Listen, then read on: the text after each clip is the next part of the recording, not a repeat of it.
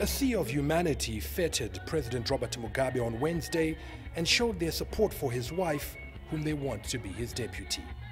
Grace Mugabe has been endorsed by all the ruling party structures to replace Emerson Mnangagwa, who was fired on Monday for disloyalty. Mugabe said his former ally was trying to take a shortcut to the top. There is no shortcut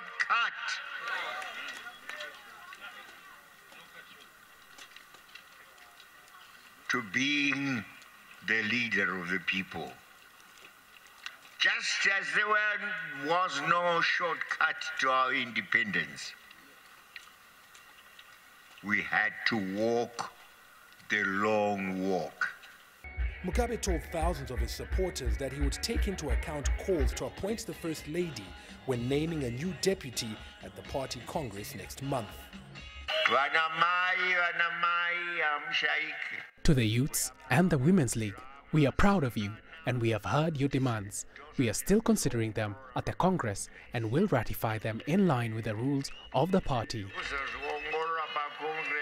A clause in the Zanu-PF constitution that reserves a vice presidential post for a woman is due to be restored at the Congress. Should Grace Mugabe be appointed, it will cap a meteoric political rise which began when she was chosen to lead the Zanu-PF Women's League in 2013. Farai Mwakutuya, CGTN, Harare, Zimbabwe. So several developments there out of Zimbabwe. Let's get you the very latest. I'm joined live from Harare by CGTN's Farai Mwakutuya. Farai, a strong statement there from the former vice president. He says he's fled the country. Any idea where he is and what happens to him now?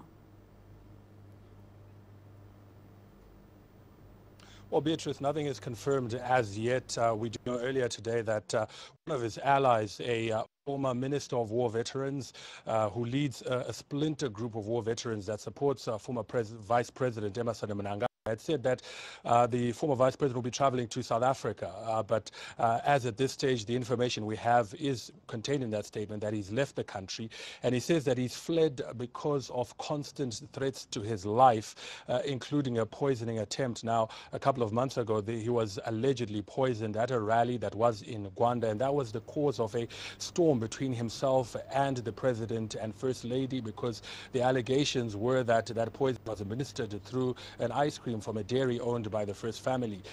The vice president denied that he was, at one stage denied that he had been poisoned, and then later then said that he had been poisoned. And so, you know, that was the cause of a standoff, and ramped up this pressure on him from the president and the first lady.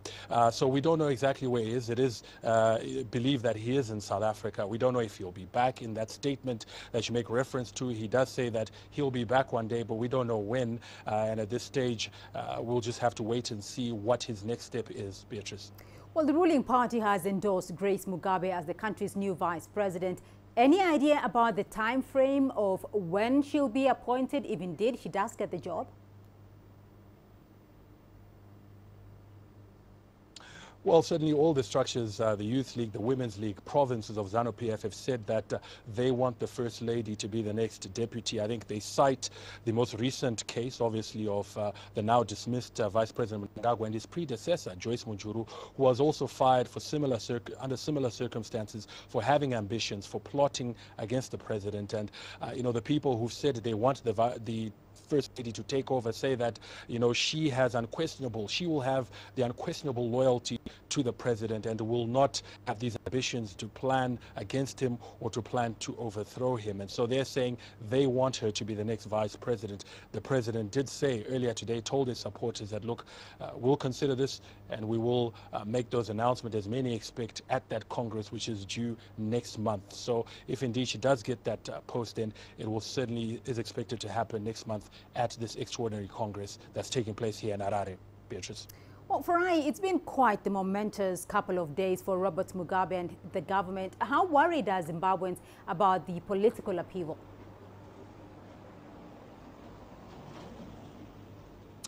Well, Beatrice, I think the sense we get here is that many people are still very much in disbelief. Former Vice President Mnangagwa was viewed as a colossus in the ruling Zanu-PF, a very, very close ally of President Mugabe, 40+ years of allegiance and working together. And he was very well respected. Some may even go as far as to say feared. And some people may have felt that he was too big to fire. And so people are still, coming to terms with this, still taking it in terms of his dismissal.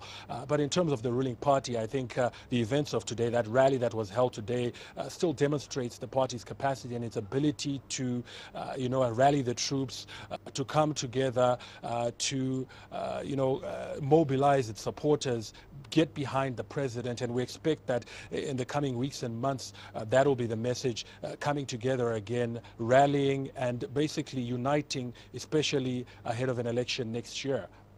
All right, Farai Mwakutuya joining us there from Harare. Thank you.